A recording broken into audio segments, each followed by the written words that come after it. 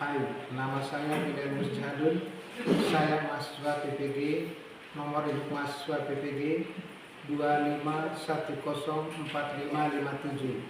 Saya mahasiswa program studi pendidikan agama Katolik STPK 1 Fransiskus Asisi Semarang. Saya saat ini sedang melaksanakan praktik pembelajaran di SMP Negeri 19 Satarmese.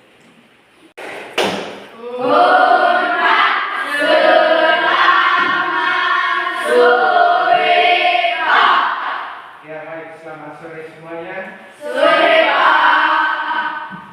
Apa kabar? Baik Pak. Baik, saya minta anak untuk satu orang yang memimpin kita ke dalam doa.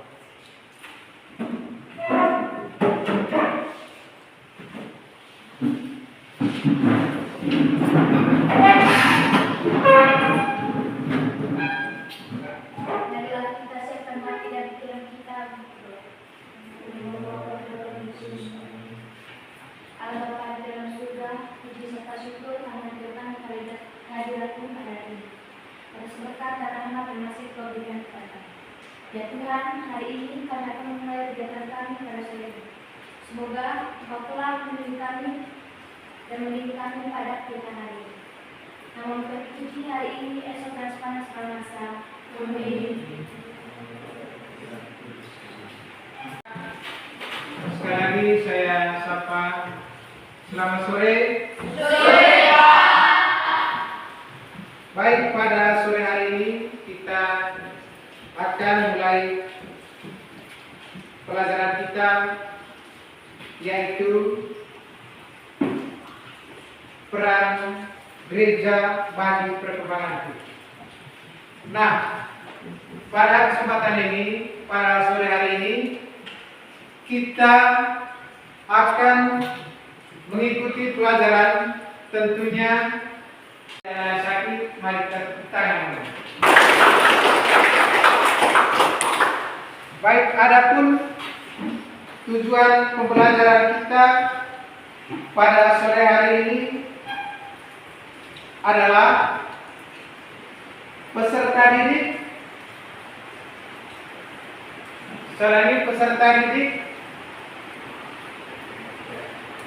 menjelaskan peran gereja, menghormati tokoh-tokoh gereja, dan mensyukuri peran gereja dengan melibatkan diri dalam berbagai pelayanan serta memberi teladan bagi anggota gereja sesuai dengan peran kitab suci.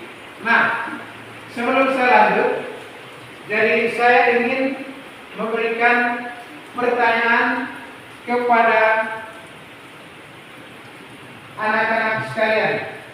Jadi pertanyaannya sangat singkat dan pertanyaan ini pasti kamu tahu semua jawabannya. Ya, saya yakin dan percaya Bapak selama ini kamu pasti belajar. Belajar tidak? Belajar. Baik, pertanyaannya adalah kira-kira apa saja karya Roh Kudus bagi gereja sekarang? Sekali lagi, kira-kira apa saja karya Roh Kudus bagi gereja sekarang? Baik, mungkin ada yang bisa menjawab pertanyaan ini. Yang bisa menjawab pertanyaan ini coba angkat tangan. Siapa lagi yang bisa memberikan jawaban? Tentunya dengan angkat tangan. Coba yang sini. Membimbing gereja kepada kebenaran. Membimbing gereja kepada kebenaran. Mungkin ada lagi yang bisa. Coba ini. Menguruskan umat.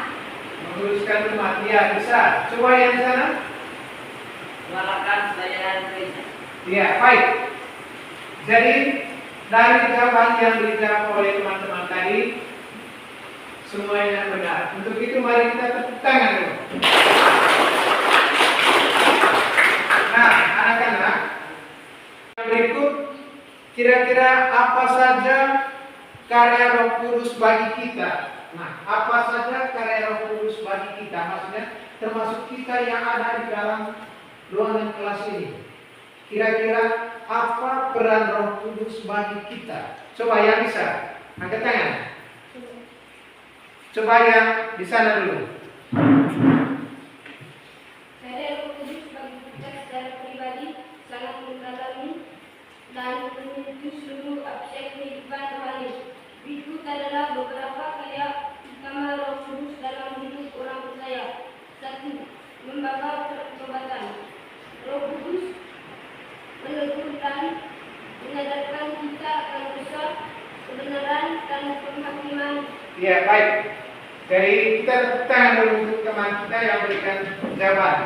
Ya. Jadi kira-kira, ya, saya ulangi.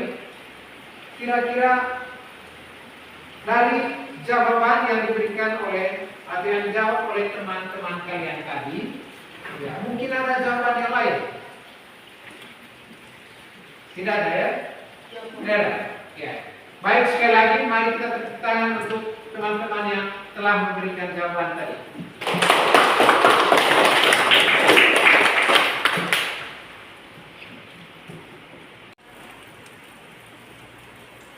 Akan membuka teks kitab suci. Ya. Saya akan buka teks kitab suci. Kemudian perhatikan pada buku kalian, buku siswa, lihat di situ, ya. Ya. Perhatikan pada buku siswa yang ada. Coba perhatikan. Lihat di halaman 88. Ya. Halaman 88. Ya. Di situ ada teks kitab suci. Coba satu orang yang membaca teks kitab suci itu. Coba satu orang. Ya. Lihat. Coba perhatikan. Yang ada bapak kitab suci? Oh, lupa. Ya baik, kalau lupa coba lihat langsung di buku. Di buku. Coba yang di sana.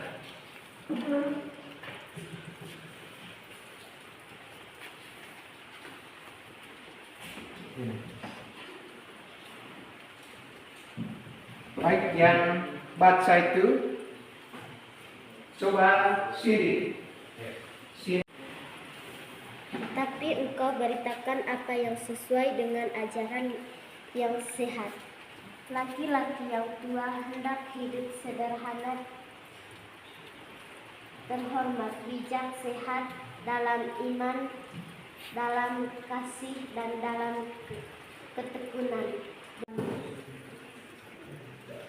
Memberitamu sehingga lawan menjadi malu, karena tidak ada hal-hal buruk yang dapat mereka sebarkan tentang kita. Hamba-hamba hendak taat kepada tuannya dalam segala hal dan berkenan kepada mereka. Jangan membantah, jangan curah, tapi kehendak selalu tulus dan setia, supaya dengan demikian mereka dalam segala hal memulaikan ajaran Allah, justru juru selamat kita. Sama kepada Timotius. Ya. Baik. Jadi setelah kamu mendengar teks kitab suci tadi, ya, saya ulangi, setelah kamu mendengar teks kitab suci tadi, ya,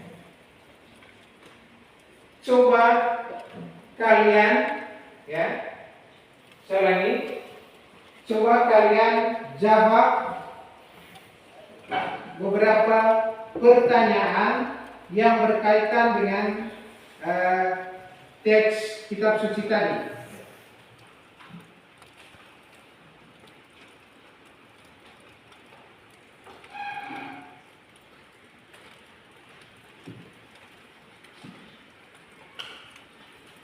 Ya baik. Jadi yang pertama, coba perhatikan. Yang pertama, kira-kira apa pesan dari teks kitab suci tadi? Kira-kira apa pesan dari teks kitab suci tadi?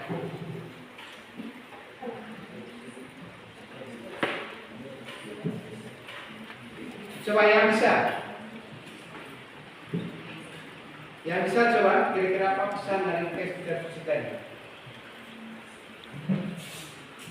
Dalam suratnya kepada Timotius, Santo Paulus menasihati Timotius dan umatnya agar iman mereka semakin berkembang, kuat, serta mampu menjalani teladan bagi sesama.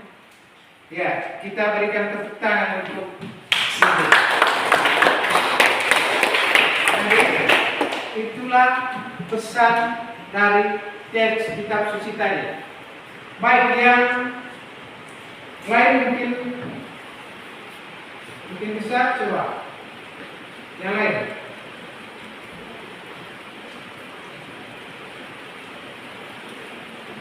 Coba.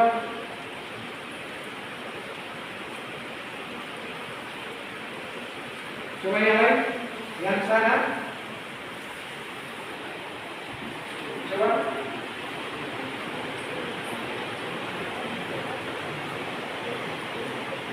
Coba.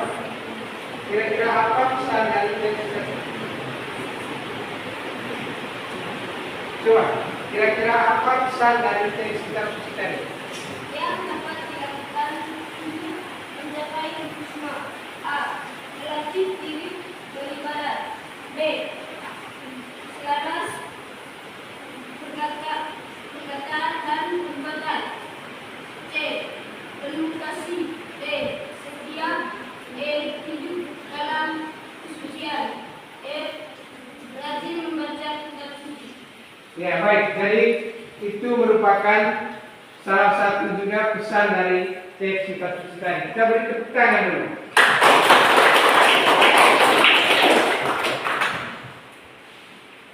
Ya baik, anak-anak kelompok 1, pertanyaan untuk kelompok 1, coba. Kelompok 1 dari mana? Kelompok 1. Kelompok 1 di sini, ya. Kelompok 1 di sini. Kelompok 2 di sana. Kemudian kelompok 3 di situ. Ya, baik. Jadi pertanyaan untuk kelompok 1. Nah, untuk kelompok 1, ya. Tentukan kegiatan gereja yang dapat menjadi sarana mengembangkan diri. Coba. Itu untuk kelompok 1. Ya. Lalu kelompok 2. Ya. Kelompok 2, bagaimana peran gereja dalam pengembangan diri. Ya. Lalu kelompok 3, bagaimana keterlibatan kita dalam kehidupan gereja. Ya. Jadi ini dijadikan kelompok 1, jadi kelompok 2 sana, kelompok 3 di sana. Ya baik. Jadi silakan diskusi. Saya akan memberikan waktu 5 menit untuk diskusi. Ya, 5 menit untuk diskusi. Silakan diskusi. Kira-kira apa jawabannya?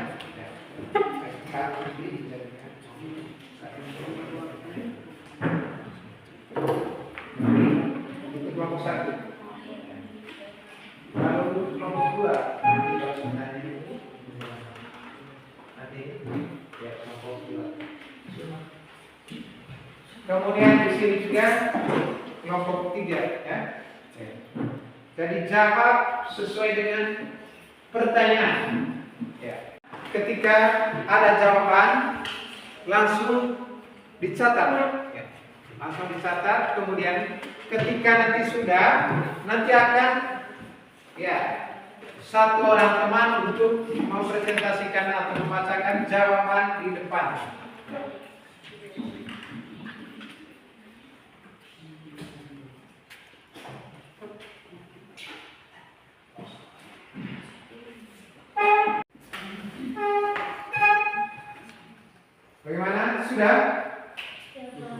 Sudah?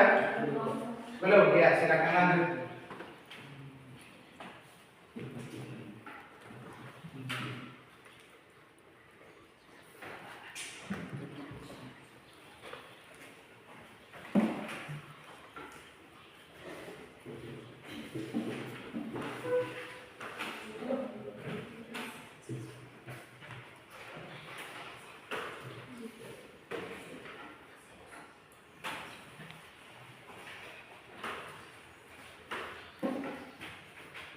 Dari mana sudah? Kelompok 1 sudah. Ya, nanti saya akan berikan kesempatan untuk menjawab. Ya. Tetapi saya harus pastikan dulu bahwa semuanya sudah mengerjakan. Ya. Kelompok 1 apakah sudah?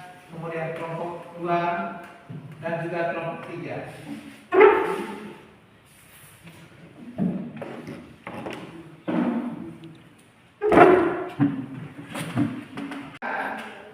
Kalau sudah, ya, saya berikan kesempatan ya, kepada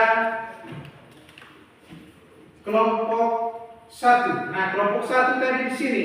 Ya. Jadi pertanyaan untuk kelompok 1 tadi sangat jelas. Ya. Pertanyaan tadi sangat jelas. Jadi silakan coba kamu bacakan. Tetapi, ya, saya ingatkan ulang bahwa ya, menjawab pertanyaan itu harus sesuai dengan pertanyaan. Ya, bisa mengerti? Ya baik, coba kelompok 1 baca jawabannya. Kira-kira apa tadi hasil diskusi kamu? 1. Menghadiri ibadah. 2. Mengikuti kegiatan gereja. 3. Membaca Alkitab. 4. Berdoa. Iya, baik. Itu jawaban dari kelompok 1. Nah, pertanyaan itu. Baik, sekarang kelompok 2. Coba. Pembinaan rohani, pengembangan keterampilan, pelayanan, bimbingan. Iya, baik. Jawaban benar. Kita tepuk tangan dulu untuk kelompok 2. Ya. Baik. Jadi untuk kelompok 3, ya, untuk kelompok 3, jadi saya kira kamu juga bisa menjawab pertanyaan. Nah, mulai dari kelompok 1, kemudian kelompok 2, dan juga kelompok 3, silakan kumpul jawaban itu. Nanti saya akan ya, memberikan penilaian nanti. Satu orang yang angkat jawaban itu, sini, coba.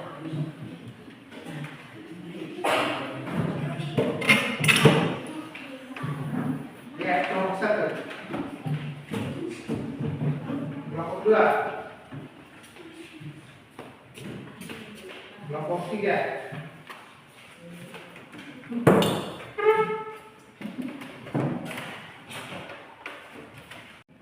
Kepada kelompok 1, kelompok 2, dan juga kelompok 3 yang telah mempresentasikan diskusi kelompoknya. Ya, baik. Jadi perlu saya sampaikan bahwa ya, ada beberapa poin penting, ada beberapa materi penting yang berkaitan dengan bagaimana ya gereja sebagai suatu komunitas orang beriman yang hidup memiliki kelompok anggota dengan perannya masing-masing. Antara lain, yang pertama itu adalah, coba perhatikan. Jadi yang pertama adalah kaum klerus. Jadi kaum klerus itu sama dengan kaum tertabis. Nah, kaum klerus atau kaum yang tertabis ini terdiri atas ya. Yang pertama adalah episkopat. Jadi episkopat. Jadi yang pertama adalah episkopat. Sama-sama. Episkopat. Jadi episkopat itu sama dengan uskup. Lalu yang kedua adalah imam. Imam itu juga adalah presbiter, jadi imam. Dan yang ketiga adalah diakon. Nah, mulai dari uskup, imam, dan juga diakon, mereka yang dimasukkan di sini adalah uskup, imam, dan juga diakon adalah orang yang ditabiskan sehingga bertugas untuk menguruskan, bertugas untuk mengembalakan, bertugas untuk memimpin, dan juga bertugas untuk melayani serta mengajar umat. Itu adalah yang pertama. Lalu gereja sebagai suatu komunitas yang kedua adalah kaum hidup bakti atau kaum biarawan-biarawati yang terdiri atas tarekat religius dan tarekat sekuler. Jadi biarawan dan biarawati ini mereka adalah orang yang mengucapkan trikal suci. Tri itu sama dengan tiga. Nah, kaum yang diterima yang pertama dari biarawan dan biarawati adalah kaum ketaatan. Lalu yang kedua adalah kaum kemurnian. Yang ketiga adalah kaum kemiskinan. Serta membaktikan diri untuk pemberitaan kabar gembira. Jadi itu gereja sebagai suatu komunitas beriman yang kedua. Lalu yang ketiga adalah kaum abang. Nah, kaum abang ini adalah umat Kristiani yang bukan imam dan juga bukan biarawan-biarawati. Maksudnya begini, kaum abang ini dia bukan uskup, dia bukan imam, dia bukan diakon, dan juga bukan biarawan-biarawati. Mengerti maksudnya? Jadi di paroki kita yang disebut imam adalah di paroki kita yang disebut imam ada Romo Kosmas Hariman. Kemudian ada juga Romo Prian. Nah, Romo Prian dan Romo Kosmas di paroki kita disebut imam. Bisa mengerti ini? Oke. Lalu yang berikut adalah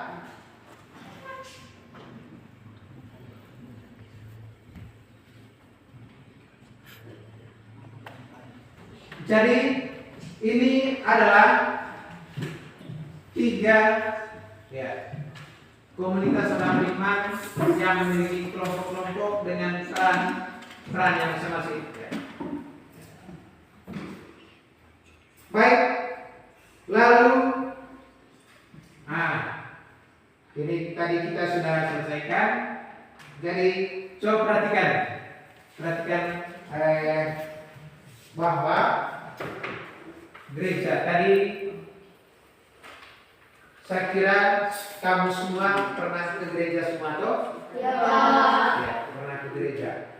Jadi mungkin saya tes kalian dulu bahwa siapa yang masih ingat apa pengertian gereja? Ayo, kira-kira apa itu gereja? Coba.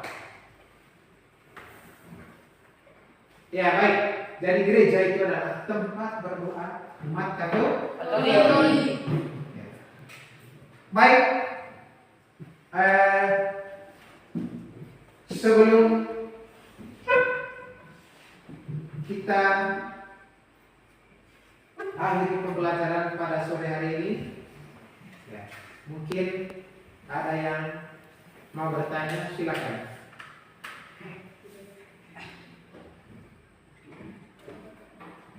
Mungkin ada yang mau bertanya, silakan.